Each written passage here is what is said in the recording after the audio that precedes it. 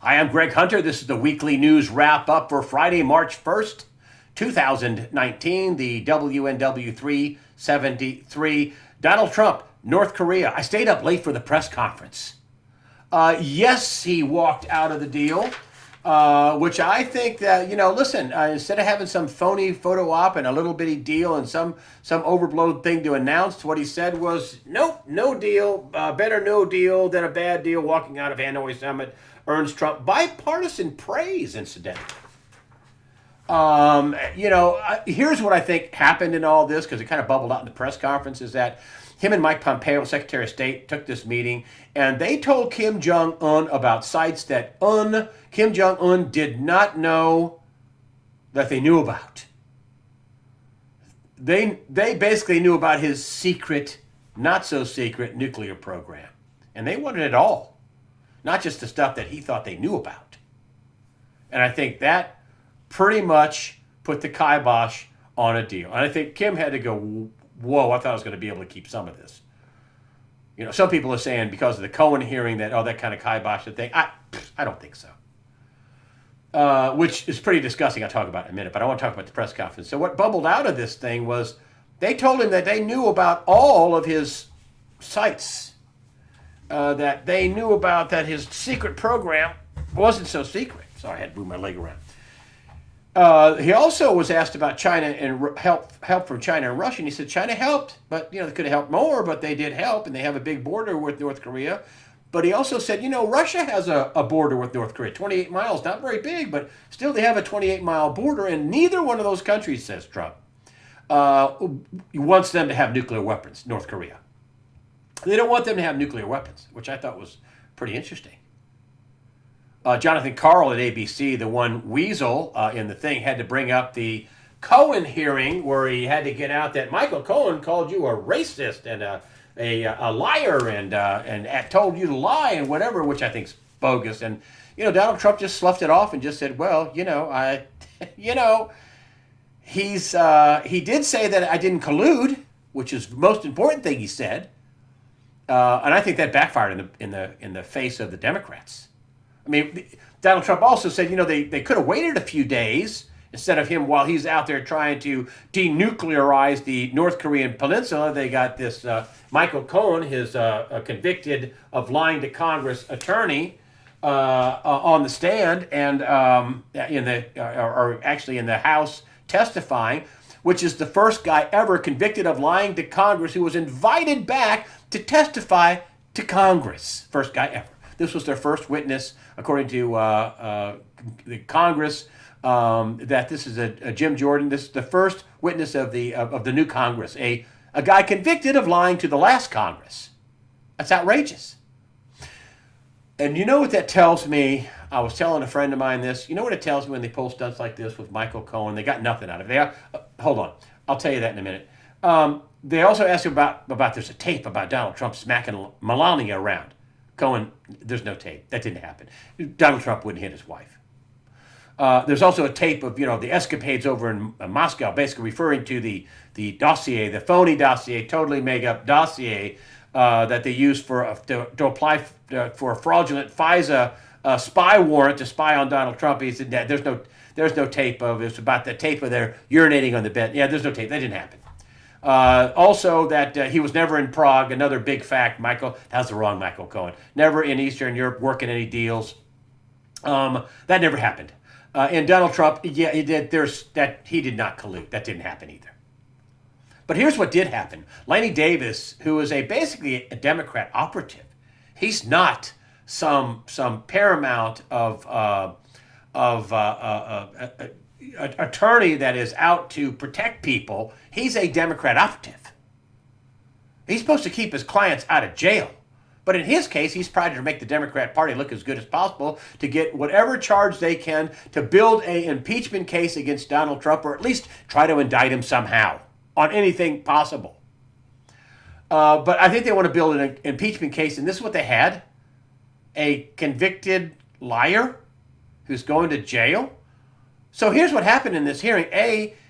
Trump didn't collude with Russia. He didn't smack his wife. There's no tape. He basically kiboshed the dossier, the Trump dossier, that Hillary Clinton paid for in the DNC, and then the FBI and DOJ used to apply fraudulently for FISA warrants to commit treason and sedition against a duly elected president. That's outrageous. I mean, Woodward and Bernstein, please give back your Pulitzers. You covered a squirt gun fight, a little tea party with plastic cups and water in it. That's what Woodward and Bernstein covered, a nothing burger. You're not covering this? This isn't a story? This is the biggest political scandal in the history of the United States. It involves sedition and treason, obstruction of justice. It did involve collusion. Hillary Clinton and the DNC paying foreign operatives and Russians for phony information in a dossier, written in part by the Department of Justice. But this came out in the press conference that they could have waited a few days. I mean, here the Democrats are pulling this stunt where they're going to have some liar, and it really backfired in their face. It really did. And Michael Cohen, it backfired in his face. He got 2 more criminal referrals for one, what else? Lying to Congress again, and another criminal referral for him not being a properly registered foreign agent to do business with foreigners. Unbelievable. He got 2 more criminal referrals to the Department of Justice. I mean, Lanny Davis, you screwed your client just to make some points for the Democrats. I mean, Michael Cohen, you've been used. You're an idiot. Shut up. Anyway, what they're trying to do is this is all about impeachment or all about some indictment before the 2020 election. Whatever they can do, not help American people. No. They don't want to help American people live better and do better. They want to take away your rights. They want to tax you more. They want their crazy Green New Deal, which is a Green New fraud. They're doubling down on this, right? House passage of gun safety bills reflects political shift. Gun safety bills? No. Gun confiscation bills. Gun restriction bills. On Wednesday, the House approved a more ambitious measure of bipartisan legislation, a few rhino Republicans, requiring federal background checks for all gun sales and transfers. In other words, if you're a father who wants to give his kid a 410, you got to run a background check on your 14-year-old. You can't give somebody a gun. That's outrageous. So this is my take on it. Communist, socialist, that's what we're talking about here. I mean, I'm not going too far either. Tom Perez is a Marxist. He said Ocasio-Cortez is the future of the party, the new face of the party. She is a Marxist communist. Communist socialists need Americans disarmed to steal property and wealth to redistribute it. That's what the Green New Deal is all about. You know, highways over the oceans instead of flying, get rid of all air traffic in 10 years, stop doing fossil fuels, stop eating meat. Maybe another thing she was out on, maybe people shouldn't have children anymore. Yeah, is that like the China one-child deal, right? This is why their labor market is crashing right now. I mean, I think Ocasio-Cortez, she should just go for it. I hope she stays around. She's almost as good as Nancy Pelosi. And plus, evil hating on evil. I mean, they're hating on each other. I mean, you got de Blasio hating Ocasio for, not allowing 25,000 high-paying jobs of Amazon to come into the city, so they could pay for more of their free stuff with tax dollars. Another thing they want to do, I mean, listen, these are the people that want you to have Medicare for all. These are the people that you're going to entrust to heal you when you're sick. Here is a story about why did the Senate Democrats refuse to protect infants. This is a bill that was up in front of the Senate. This is Ben Sass, I think. A moral catastrophe unfolded on the floor of the U.S. Senate on Monday. 44 Democrat senators, I think 3 didn't vote for this, but 44 Democrat senators voted against legislation that would have required doctors to give the same care to infants who survive abortion procedures that they would give to any other infant. That's kind of like what happened in the Gosnell story, which is now a movie. If you can, rent the Gosnell movie. Fantastic movie. You don't see all the gross stuff, but it's just very well done and very well done like the story, because they had pictures, they had the scenes, and then they had pictures at the end of the movie, which were actually crime photos of the Gosnell residence and clinics and stuff like that. Unbelievable story you should see. He killed a baby outside the womb that was, he was convicted of it, that survived an abortion. So the Democrats want to kill babies. 44, if that baby survives abortion, they shouldn't take it to foster care or get someone to adopt the baby. No, they want it dead. We live in a world where that you could never imagined 5 or 6 years ago, that Democrats voting for babies to die. They want dead babies. Democrats, they want dead babies. These are the people that's supposed to heal you when you're sick. You mean they wouldn't just let you die like that baby that survived an abortion? I mean, of course the Democrats say that they came out one after another and just said, this is an attack on women's rights. Really? Where does the baby come in that's crying and bawling and breathing air? What about their rights? Because now that's a real person now. That's somebody making noise, crying, and breathing air and wanting to be fed by mama and held by somebody. What about their rights? I mean, give me a break. Democrats are getting behind abortion.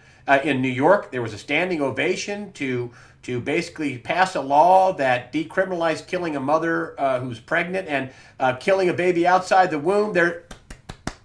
Bravo. And we would take care of your health care too. Really?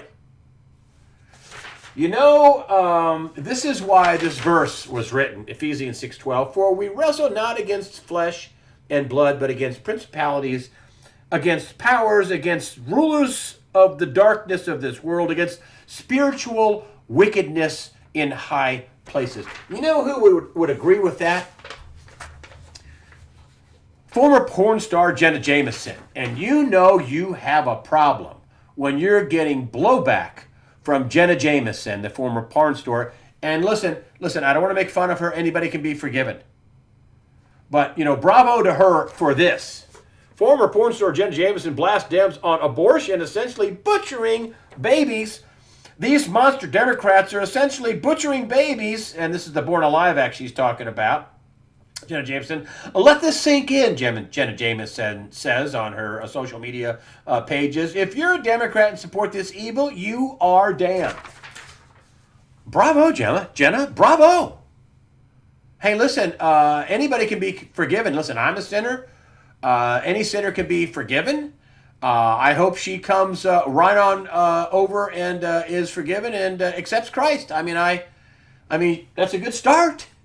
She's got, the Democrats have a moral problem when Jenna Jameson, who's pretty far out on the liberal spectrum for what she did for a living, you got a moral problem when she's blasting you. You won't take care of babies, you're going to be damned. You're butchering babies, according to her. And then you have this Congresswoman, Rashid Tlaib from the new Democrat in Michigan, from Michigan, in the House of Representatives, talking about how Mark Meadows is a racist for bringing a black lady as a prop. Oh, okay. Well, that black lady as a prop is a high-ranking member of Housing and Urban Development. Her name is Lynn Patton. And she, after Tlaib criticized Meadows and falsely accused him of being a racist, she came out and answered her she was up there with Mark Meadows, and she was not a prop. I mean, that's ridiculous. I'm highly educated, not a racist, not low info. I'm a professional, not brainwashed. I'm not part of a cult. I don't live in a bunker. I hate political correctness. I'm a leader, not a follower. I believe we need big change. And this is what scares the Democrats, right? This is why they're keep going with the racist. I don't blindly believe in liberal media. I'm tired of politicians who lie and cheat. I support Donald Trump. She also said, and this is on her Snapchat, Lynn Patton, today a race card was played, but not by Congressman Mark Meadows. She was standing beside him in the House of Representatives. She was helping him make a point, and she's a senior executive at Housing and Urban Development, okay? She wasn't a prop.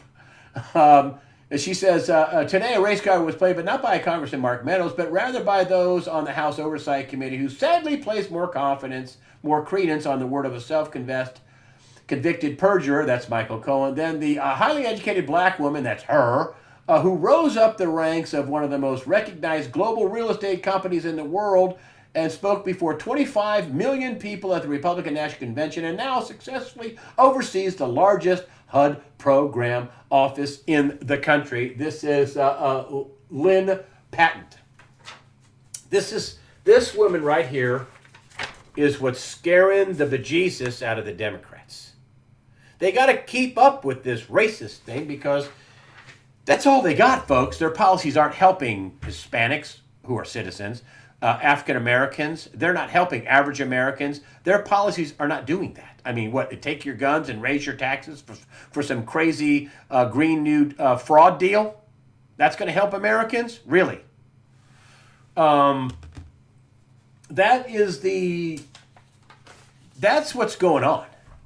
They are scared to death that a much larger number of Hispanics, much larger number of African Americans are voting for Republicans and Donald Trump than they feel comfortable with. So they got to keep up with this racist. He's a racist. He's a bigot. His wall's immoral.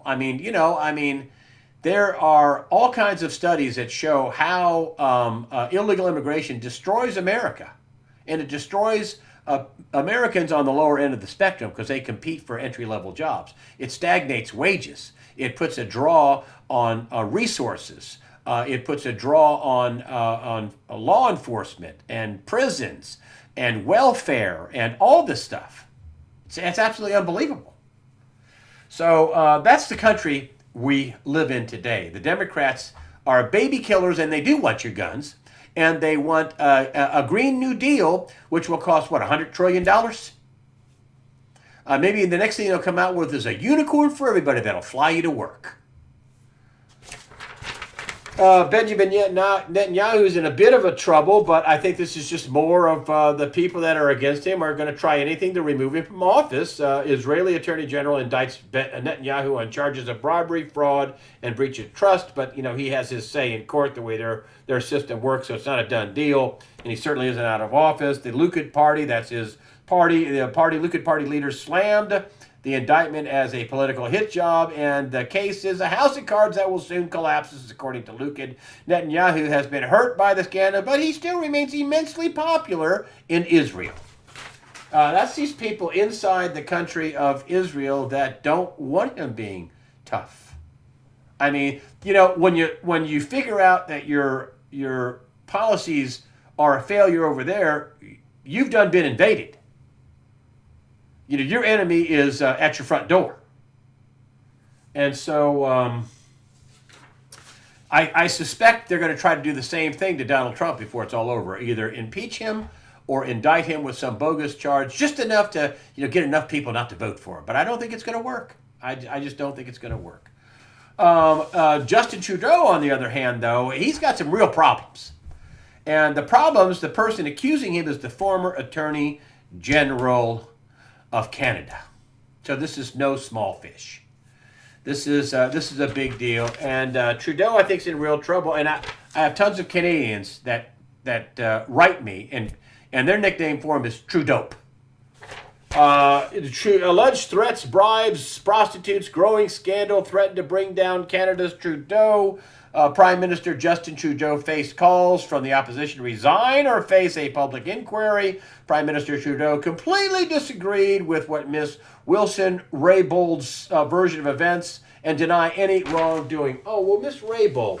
Let me talk to you about Ms. Raybould, who's the former Canadian Attorney General. Judy Wilson-Raybould gave a bombshell testimony accusing Prime Minister Justin Trudeau and other officials of veiled threats to force her to drop a case for political purposes. One of the things that came out in the case, in the testimony, was Trudeau saying that he was protecting the jobs of Canadians by spending $30,000 on prostitutes for Gaddafi's son.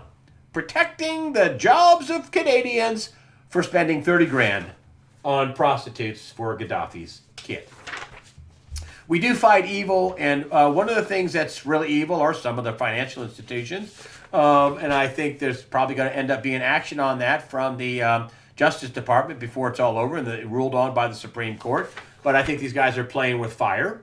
You don't get to have the Federal Reserve money system control all the money and then stop people from having credit because you disagree with them politically. And that's what's going on, even though they say it's not. Here we have financial blacklisting. This is just a little thing I pulled together here that I got.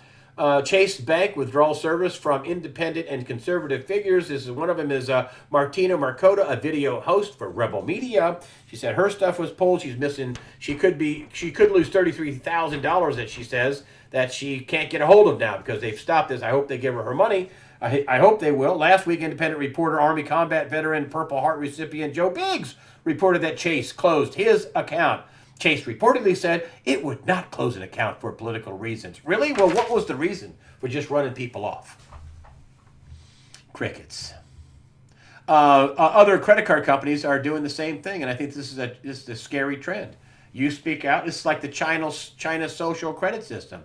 Right now, if you depends on what you say on Facebook or Twitter or your social media accounts or a website like this, and maybe you'd be denied of all credit. That you would be denied of your house. You'd be denied of any money. You couldn't pay your taxes. You'd be living in a box in the street for saying the wrong thing. Well, this is kind of a much lower version of that, but just denying you credit or denying gun dealers credit because they don't like the Second Amendment and they don't like people buying guns. Or Dick's, of course, they've had a disastrous time. Dick's Sporting Goods, I think they're closing the Field and Stream stores, or I think they're going to close the Field and Stream stores. Their profits are way down, kind of like the mainstream media. Their profits are way down too because they're in the truth business, and yet they're lying by omission and outright lying.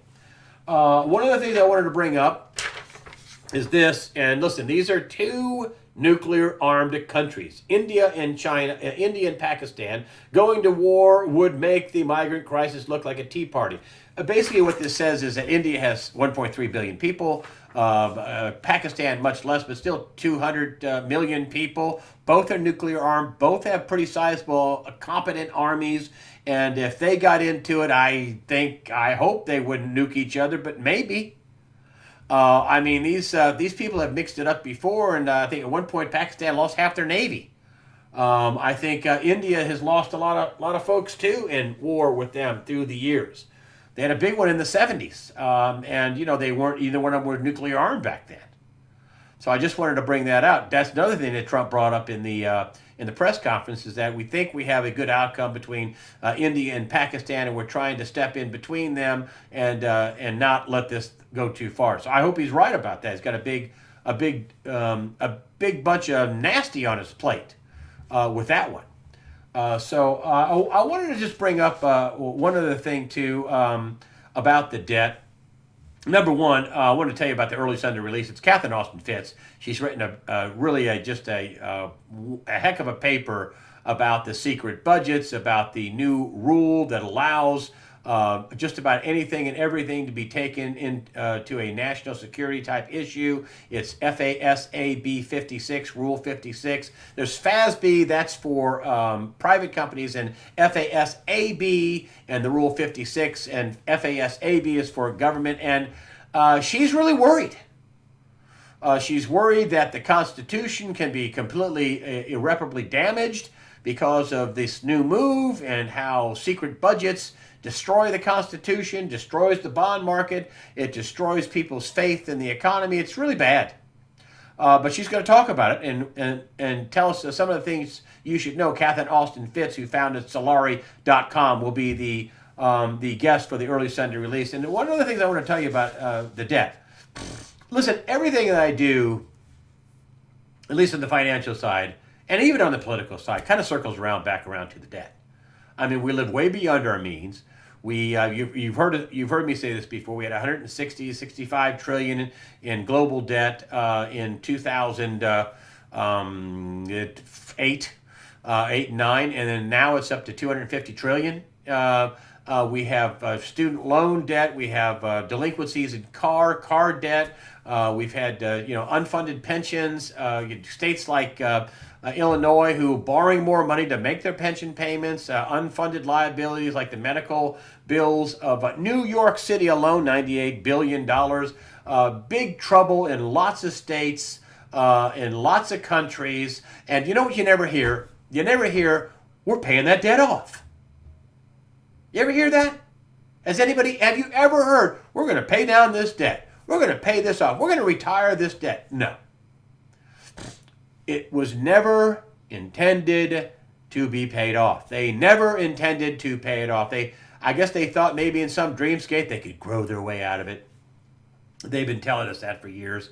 The debt has blown everything sky high. They've blown bubbles in the Forex markets, everything but the gold and silver market. The art market, the real estate market got a bubble blown back again. The stock market, and Greg Manarino, my friend, sent me a chart and said, use this. Okay, Greg, I think I will. Greg Manarino, a smart guy, traderschoice.net, he said, just show people this. So here's our stock market, and here's the 2000 and the crash, and here's 2008, a re-engineered bubble, the credit default, and then boom, crash. And then here we are, we're up here. Now, what do you think? Is it going to just keep going this way off the page, or the next time, it's going to be a lower crash? It's going to be down here somewhere. Going to be off the page. Whoops, where am I here? Down here. Okay, so yeah. So is it going to go off the page, or is it going to go off the page down here? It should end up down here somewhere, right? He just said, show this to people, because the next move on this, and Bo Ponies is saying the same thing. The next move on this is probably this way. Who knows what's going to happen? Michael Pinto says we're going to get another big whoosh downward. Bo Pony is saying the same thing. We get ready for a big plunge. We got a little plunge here. It's kind of went back up here in the last few months. But, Pinto says we're probably going to get another plunge, and then, boy, it's going to be off to the races. They're going to do the only thing they can do. Remember this in the interview? They're going to print money. They're going to monetize everything, which will cause hyperinflation and kind of a default by inflation. If they say the United States can never default on its debt. We can just print money. Well, if that money, if this is $40,000, okay, is that really paying somebody back? If this is $700, did you get your money back? That's what I'm talking about, and that's what he's talking about.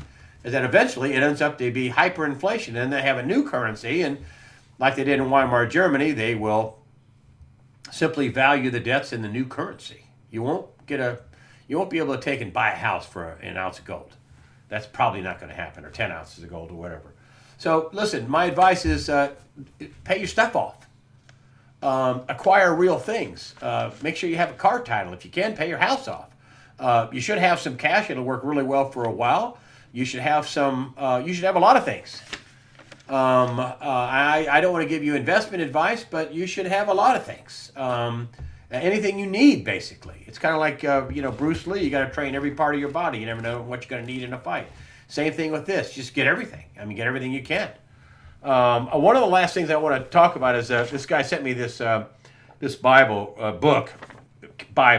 His name is Randall Maxwell. Nice guy. I don't get anything for this. I have no financial interest in this whatsoever. It is just huge. It is this. It is the New Testament of which that is perfect. And basically, this book, which is a Bible also, a New Testament Bible, there's some Old Testament stuff in it. The Founding Fathers would... hold on a minute. Let me just read this here.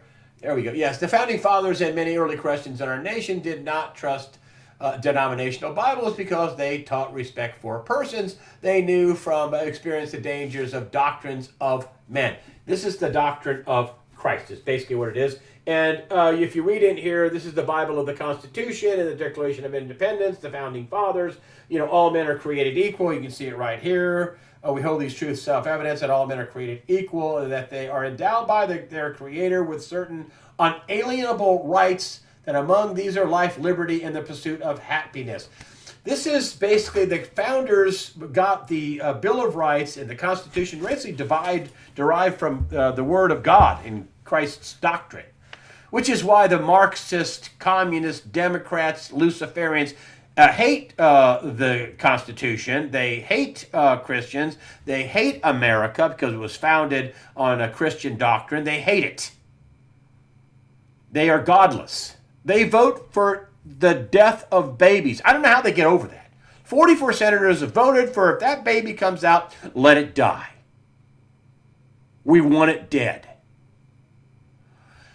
I don't know how you win on that, folks. I don't know, but that's the time. If I'd have told you this vote was going to happen, a few years ago, you'd say, you're crazy. You're not going to get 44 Democratic senators to vote to kill a baby. But you did. There'll be a link on my site in the after the wrap up section if you want to buy this. It's a huge. I mean, this guy did a ton of work on this, and it's biblically inspired. It's the Word of Christ, and how it pertains to the Constitution and the founders and the pure Word of God. And one of the things in here that kind of sums it up, and he quotes Romans. I hope you can read this. And it says, let God be, I'm talking right here, let God be true and every man a liar. This is Romans 3. He just did a lot of work on it. I think it's good. Again, I get nothing from it. Just a guy that had a big project. I thought, I'll plug it for you, and maybe you'll sell a couple of books. Maybe people will enjoy reading it. It's going to take you a while to read this one. It's $15 or something. I'm sure there's some shipping in it too. But again, I get nothing, and it's going to take you a long time to read this one, folks. So anyway, thank you for joining me on USAWatchdog.com. I really appreciate your comments. I got some of the smartest people anywhere commenting on USAWatchdog.com. Thank you for your donations. That does help us out. I will tell you, I'm still having trouble with the emails. I think now Hotmail is bouncing me back, and I got to use another another email address to send thank yous out to people. I try to thank everybody. Check your spam file, and not just for me, but anybody that might be sending you something before you delete a spam file on your computer. Just check it to make sure somebody that you want to contact you, who's a conservative voice, can do so, and that you don't miss out on anything. Thank you so much for supporting USA Watchdog, as I said earlier. And just remember what I always say, and I mean this from the bottom of my heart: prepare yourself mentally, physically, above all, spiritually. God the Father and His Son, Jesus Christ, and the Holy Spirit are firmly in control. And don't you let Satan shake you. Don't you let the Democrats or anybody else create fear in your heart or in your mind. That fear is a thief of your good faith, a thief of your good judgment. Do not fear. Fear not. Prepare yourself mentally, physically, above all, spiritually. Fear not.